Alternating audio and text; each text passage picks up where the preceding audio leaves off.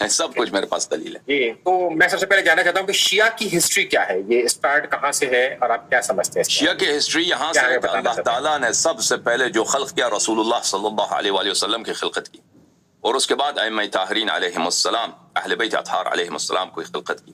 اس سے پہلے کہ وہ آسمان خلق کرے، زمین خلق کرے، انبیاء کو خلق کرے، ملائکہ کو خلق کرے، تو سب سے پہلے جن کو ہستیوں کو خلق کیا ہے وہ 14 نور ہیں اللہ تعالیٰ کا، ہمارے 12 امام رسول اللہ صلی اللہ علیہ وآلہ وسلم اور حضرت زہرا سلام اللہ علیہا.